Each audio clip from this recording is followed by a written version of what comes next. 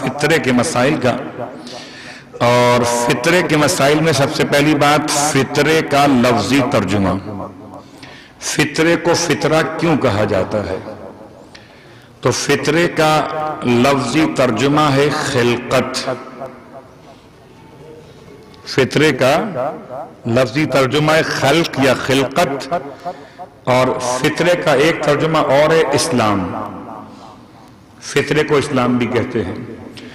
فطرے کے ترجمے کے ساتھ اب اس کا جو اصطلاح ہے وہ کیا ہے، اس کا فلسفہ بیان کرتے ہوئے چند باتیں روایات سے ثابت ہوئی ہیں کہ فطرہ ایسے ہی روزے کو کامل کرتا ہے جیسے کہ درود نماز کو کامل کرتا ہے۔ اگر کوئی انسان نماز میں درود نہ پڑھے تو اس کی نماز مکمل نہیں ہوتی۔ اگر کوئی شخص مکمل نہیں ہوتی، اگر کوئی شخص روزہ رکھے اور فطرے کو ادا نہ کرے تو اس کا روزہ مکمل نہیں ہوتا۔ ایک تو ہے مکمل ہونا، ایک ہے روزہ۔ فطرہ جو ہے وہ انسان کے مال کو پاک کرتا ہے، ایک قول فطرہ انسان کے جسم کو پاک کرتا ہے۔ روح کی پاکیزگی کے لیے، اخلاقیات کو بلند کرنے کے لیے فطرہ ایسے ہی عمل کرتا ہے جیسے تقوی عمل کرتا ہے۔ تو فلسفہ شریعت میں فطرہ کیوں رکھا؟ انسان کے فائدے کے لیے، اس کی خلقت و اسلام پر واپس لوٹانے کے لیے، اور خاص طور سے فطرہ روزے کی قبولیت کی علامت ہے۔ یہ فلسفہ فطرہ اور تاریخ فطرہ کے بعد اب آئیے پہلا مسئلہ، فطرہ کب واجب ہوتا ہے؟ عاقل، بالغ اور غنی۔ عاقل، بالغ اور غنی، صاحب عقل، صاحب بلوغ شریعت یعنی بالغ ہو چکا ہو، اور اتنا ثروت مند ہو کہ فقیر نہ ہو، غنی ہو، اس پر فطرہ واجب ہے۔ اور ایسے واجب ہے کہ خود اپنی ذات کا بھی اور جن جن افراد کی وہ کفالت کرتا ہے ان کا بھی، حتیٰ کہ اس کے گھر اس رات میں جتنے لوگ کھانا کھانے والے شمار کیے جاتے ہیں ان تمام کا فطرہ اس پر دینا واجب ہوتا ہے۔ اسی لیے شریعت مطہرہ نے کافر کے لیے کہا کہ اگر کافر اذان مغرب لیلۃ العید سے پہلے مسلمان ہو جائے تو اس پر بھی فطرہ واجب ہو جاتا ہے۔ یہ فطرہ معنی اسلام، کہ جیسے ہی انسان مسلمان ہوا شب عید مغرب کے اذان کے وقت تو اس پر فطرہ واجب ہو گیا۔ اس کے ساتھ ساتھ کہ فطرے کے مسائل میں ایک مسئلہ پوچھا گیا استفتاءات کے بعد میں، اور یہ مسئلہ ہے ان کے بچیوں کے حوالے سے جن کے نکاح ہو چکے ہیں۔ جس بچی کا نکاح ہو جائے اس کا فطرہ شوہر کے ذمہ ہے یا باپ کے؟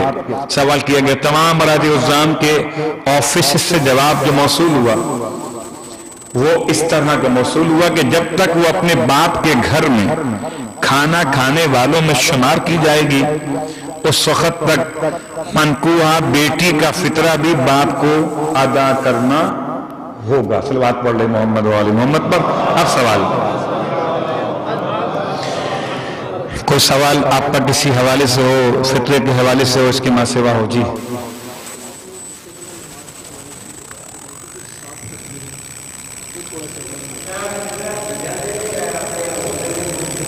ٹھیک، بڑھ جائیے۔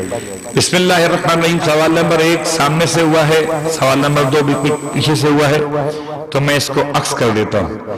سوال نمبر 2 پہلے جواب دیتا ہوں۔ پوچھا گیا کیا فطرہ یہاں پر دے دیں کسی غریب کو یا اپنے وطن جہاں سے آپ کا تعلق ہے وہاں بھیجنا لازم ہے؟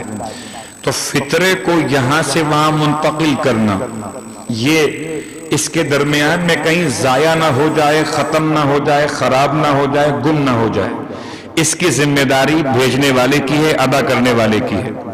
اور اگر یہاں فقراء موجود ہیں تو پھر وہاں پر لے جانے کے لیے آپ ضامن ہیں، اور اگر یہاں فقراء موجود نہیں ہیں تو پھر آپ کو وہاں بھیجنا ہے کہ جہاں پر فقراء پائے جاتے ہوں۔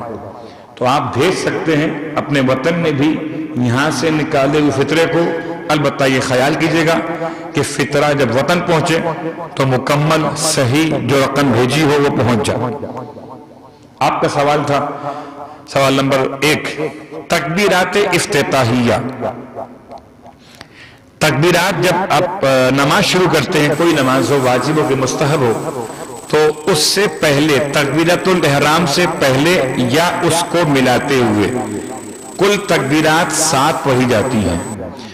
اللہ اکبر، اللہ اکبر، اللہ اکبر، 3 مستحب پڑھنی، پھر کہا اللہ اکبر تکبیرۃ الاحرام، پھر کہا اللہ اکبر، اللہ اکبر، اللہ اکبر، پھر شروع ہو گئے بسم اللہ الرحمن الرحیم الحمدللہ رب العالمین۔ یہ کر سکتے ہیں، یا 2 پہلے 4 بعد میں، 4 پہلے 2 بعد میں، یا 6 کے 6 پہلے اللہ اکبر، اللہ اکبر، اللہ اکبر، اللہ اکبر، اللہ اکبر، اللہ اکبر۔ یہ ہے تکبیرات افتتاحیہ۔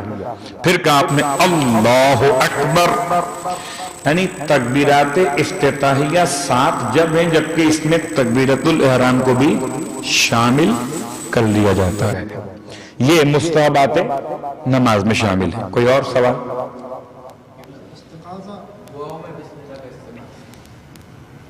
جی، استعاذہ، بسم اللہ الرحمن الرحیم۔ سوال نمبر 3 کہ دعاؤں میں بسم اللہ الرحمن الرحیم کا استعمال، یہ آداب دعا کے باب میں کتاب عدت الدائی میں معصومین سے جو روایات منسوب ہیں، ان میں جو دعا سے پہلے پڑھی جانے والی کچھ چیزیں ہیں، ذکر ہیں، ان میں بسم اللہ الرحمن الرحیم ایسے ہی شامل ہے کہ جیسے درود آل محمد شامل ہے، جیسے الحمدللہ رب العالمین شامل ہے، جیسے اپنے گناہوں پر استغفار شامل ہے، جیسے کہ خدا کی تعریف اور ذکر شامل ہے، ایسے ہی اپنی ہر دعا سے پہلے بسم اللہ الرحمن الرحیم پڑھنا مستحب ہے۔ اس کے بعد سوال استعاذہ کا، کہ جب آپ نماز شروع کریں، استعاذہ مطلب اعوذ باللہ من الشیطان الرجیم کہنا۔ جب آپ نماز شروع کریں تو نماز شروع کرنے کے بعد، تکبیر کہنے کے بعد آہستہ پڑھیں اعوذ باللہ من الشیطان الرجیم، پھر بسم اللہ الرحمن الرحیم، زور سے پڑھیں بسم اللہ کو، یہ مومن کی پہچان ہے، مگر استعاذہ آہستہ پڑھنا چاہیے، مستحب ہے۔ رکعت اول میں الحمد شروع کرنے سے پہلے بسم اللہ الرحمن الرحیم سے پہلے 1 مرتبہ استعاذہ پڑھنا، یہ مستحب ہے، رکعت اول میں ہی بس۔ جتنی نمازیں پڑھیں رکعت اول میں الحمد سے پہلے، بسم اللہ سے پہلے اعوذ باللہ من الشیطان الرجیم۔ جی،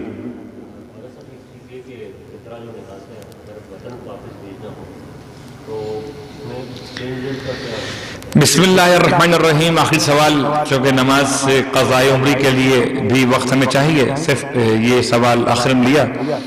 سوال کیا گیا کہ جو ہم یہاں سے فطرہ اگر روانہ کرتے ہیں اپنے وطن، تو ایکسچینج ریٹ کا عنوان یا حوالہ کیا ہونا چاہیے، یا جو اس سے متعلقات ہیں۔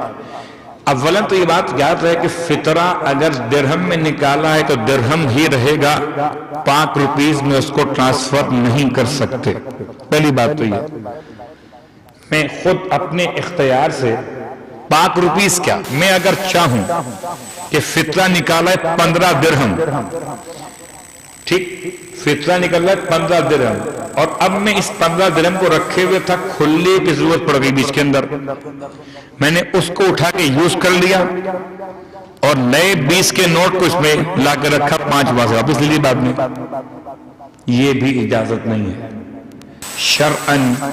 فطرہ جو فطرے کی نیت سے رقم الگ کی جائے، اس میں تصرف کی اجازت، چاہے کرنسی ٹو کرنسی ہو یا کرنسی غیر کرنسی میں ہو، اجازت نہیں ہے۔ لیکن اگر فقیر کی طرف سے آپ کو وکالت ہو، فقیر نے آپ سے کہہ دیا کہ بھائی مجھے آپ پر پورا اعتماد ہے، آپ مجھے درہم کس کام کی میرے یہاں پر پاکستان میں یا ہندوستان میں، تو مجھے آپ یہاں کی کرنسی بھیج دیجئے گا، میں مطمئن ہوں۔ یہ وکالت اگر حاصل ہو تو پھر فقیر کی وکالت کے بعد انسان کرنسی کو کرنسی کے ساتھ یا کرنسی کو غیر کرنسی میں چینج کر سکتا ہے اور اس میں بھی فقیر کا بھلا خیال کرتے ہوئے صلوات پڑھیں محمد و آل محمد پر. ربنا تقبل منا انك انت السميع العليم بجاه محمد وآله المعصومين برحمتك يا ارحم الراحمين. اللهم صل